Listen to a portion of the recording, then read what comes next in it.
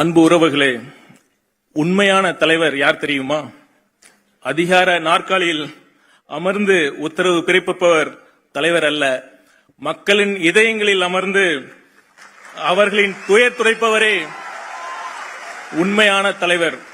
அதற்கு மிகச்சிறந்த உதாரணமாக விளங்கிக் கொண்டிருப்பவர்தான் நம் மாண்புமிகு முதலமைச்சர் அண்ணன் விஜய் அவர்கள். அன்னை தெரசா ஒருமுறை சொன்னார்கள், நாம் எவ்வளவு பெரிய செயலை செய்கிறோம் என்பது முக்கியமல்ல, அந்த செயலில் எவ்வளவு அன்பு செலுத்துகிறோம் என்பதே முக்கியம். நாம் எவ்வளவு கொடுக்கிறோம் என்பது முக்கியமல்ல, அதில் எவ்வளவு அன்பு இருக்கிறது என்பதே முக்கியம். அதுபோல் ஒரு நல்ல தலைமைக்கு அடையாளம் எந்த அளவிற்கு அதிகாரம் செலுத்துகிறோம் என்பது அல்ல, அந்த அதிகாரத்தில் எந்த அளவிற்கு மனிதநேயம், எந்த அளவிற்கு எம்பத்தி என்று சொல்லப்படுகிற பரிவு, எந்த அளவிற்கு அன்பு இருக்கிறது என்பதுதான் அந்த தலைமையின் உண்மையான அடையாளம். அந்த வகையில் தன் ஒவ்வொரு செயலிலும் ஒவ்வொரு உத்தரவிலும் மனிதநேயமும் இந்த மண் மீதும் இந்த மக்கள் மீதும் உண்மையான அன்பும் அக்கறையும் கொண்ட ஒரு உன்னத தலைவர் தான் நம் மாண்புமிகு முதலமைச்சர் அவர்கள். நான் பெருமையோடு சொல்வேன், தற்போது தமிழ்நாட்டில் நடந்து கொண்டிருப்பது அன்பு சாம்ராஜ்யம்.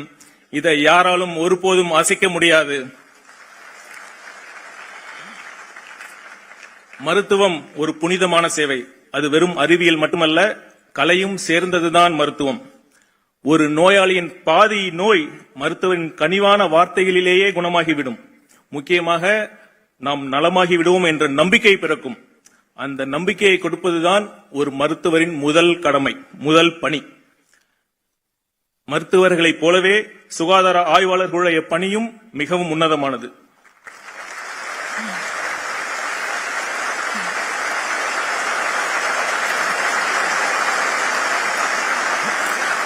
ஒரு மருத்துவர் நோயை குணப்படுத்துகிறார், சுகாதார ஆய்வாளர்கள் நோய் வராமல் தடுக்கக்கூடிய அனைத்து முயற்சிகளும் எடுக்கக்கூடிய பெரும் பொறுப்பு உடையவர்கள். உங்கள் அனைவரின் பணியும் சிறக்க என் நெஞ்சார்ந்த வாழ்த்துக்களை தெரிவித்துக் கொள்கிறேன். இந்த இடத்தில் மீண்டும் ஒருமுறை நான் சொல்கிறேன், தற்போது தமிழ்நாட்டில் நடப்பது அன்பு சாம்ராஜ்யம். நான் ஏன் இதை சொல்கிறேன் என்றால், இன்று பணியாணை பெறப்போகும் மருத்துவர்களே, சுகாதார ஆய்வாளர்களே, நீங்கள் ஒன்றை மட்டும் உங்கள் மனதில் ஆழமாக நினைவில் வைத்துக் கொள்ள வேண்டும். அரசு மருத்துவமனைகளுக்கு வருபவர்கள் பெரும்பாலும் வசதி படைத்தவர்கள் இல்லை. அவர்கள் அரசு மருத்துவமனைக்கு வரும்பொழுது வெறும் நோயோடு மட்டும் வருவதில்லை. இந்த அரசு, நம் அண்ணன் தலைமையிலான அரசு, தங்களை நிச்சயம் காப்பாற்றும் என்ற நம்பிக்கையோடு வருகிறார்கள்.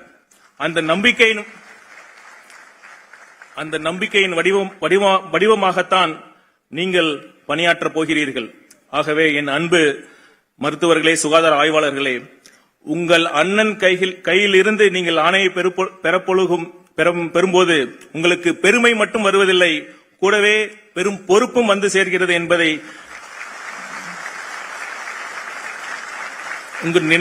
உங்கள் நினைவில் வைத்துக் கொள்ள வேண்டும். உங்கள் சிகிச்சை மட்டுமல்ல, நீங்கள் ஏழை மக்களிடம், எளிய மக்களிடம் காட்டும் பரிவும் கனிவான பேச்சும் அன்பான வார்த்தைகளும் தான் இந்த அரசின் மீதான அவர்களின் நம்பிக்கையை காப்பாற்றும் என்பதை நாம் அனைவரும் நினைவில் கொள்ள வேண்டும். இந்த நிகழ்ச்சியில் மற்றொரு முக்கிய அங்கமாக நலம் டிஎன் என்ற ஹெல்த் பவுண்டேஷன் இன்று மாண்புமிகு முதலமைச்சர் அவர்களால் ஆரம்பிக்கப்பட உள்ளது. இது ஒரு செக்ஷன் 8 நான் ப்ராஃபிட் கம்பெனி. எதற்காக இந்த அமைப்பு என்றால், மருத்துவத்துறையில் இந்தியாவிற்கே முன்னுதாரணமாக தமிழ்நாடு திகழ்கின்ற போதிலும் அனைவருக்கும் தரமான மருத்துவ வசதி என்ற நம் முதலமைச்சரின் லட்சிய பாதையில் நாம் கடக்க வேண்டிய தூரம் இன்னும் அதிகமாகவே உள்ளது. இன்னும் பல அரசு மருத்துவமனைகளில் தூய்மையான கழிவறை, சுற்றுச்சுவர்கள், மருத்துவர்கள் மற்றும் செவிலியர்களின் குடியிருப்பு போன்ற அடிப்படை உட்கட்டமைப்பு வசதிகள் மேற்கொள்ள வேண்டியிருக்கிறது. இன்னொரு புறம் போதிய அளவிலான டயாலிசிஸ் மிஷின்கள், லீனியர் ஆக்சிலரேட்டர் போன்ற நவீன புற்றுநோய் சிகிச்சை உபகரணங்களும் அதிக மருத்துவமனைகளுக்கு கொண்டு செல்ல வேண்டிய தேவை இருக்கிறது. இதன் பொருட்டு தமிழ்நாட்டு சுகாதாரத்துறை முழு அர்ப்பணிப்புடன் தொடர்ந்து செயல்பட்டு வருகிறது. இந்த மகத்தான மக்கள் பணியில் நாம் அனைவரும், மக்கள் அனைவரும் பங்கெடுக்கக்கூடிய அரிய வாய்ப்புதான் இந்த நலம் டிஎன் அமைப்பு.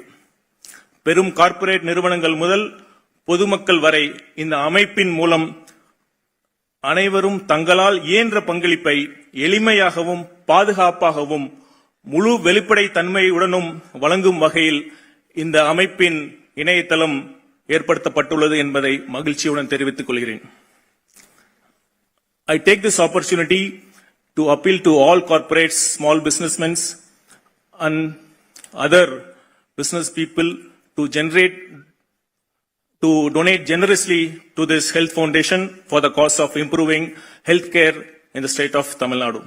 அதேபோல் பொதுமக்களும் இனி உங்கள் வீட்டில் ஒரு திருமணமோ அல்லது பிறந்தநாள் விழாவாகவோ எதுவாக இருந்தாலும் சரி, ஒரு சிறு பங்கை, அது 100 ரூபாயாக இருந்தாலும் சரி, 1000 ரூபாயாக இருந்தாலும் சரி, இல்லை சில லட்சங்களாக இருந்தாலும் சரி, அதை அரசு மருத்துவமனைகளின் மேம்பாட்டிற்காக வழங்க முன்வருமாறு தாழ்மையுடன் கேட்டுக்கொள்கிறேன். இதில் மேலும் ஒரு சிறப்பு என்னவென்றால்,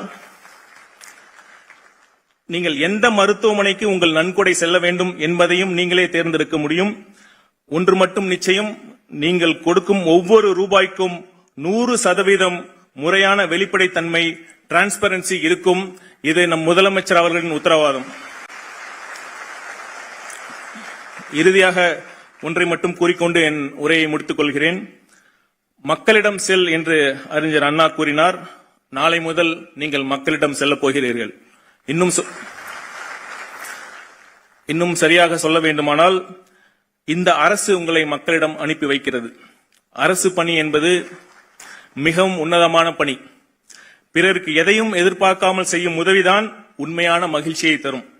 அப்படி எதையும் எதிர்பார்க்காமல் பிறருக்கு உதவி செய்யக்கூடிய அரிய வாய்ப்பை இந்த அரசு பணிதான் வழங்குகிறது. ஆகவே என் அன்பு சகோதர சகோதரிகளே, சிறப்பாக பணி செய்யுங்கள். உங்கள் வாழ்வில் அனைத்து மகிழ்ச்சியையும் பெற்று வளமாக வாழ இந்த அரசின் நெஞ்சார்ந்த வாழ்த்துக்களை தெரிவித்துக் கொண்டு இந்த வாய்ப்பை வழங்கிய மாண்புமிகு முதலமைச்சர் அவர்களுக்கு நன்றி கூறி விடைபெறுகிறேன். நன்றி, வணக்கம்.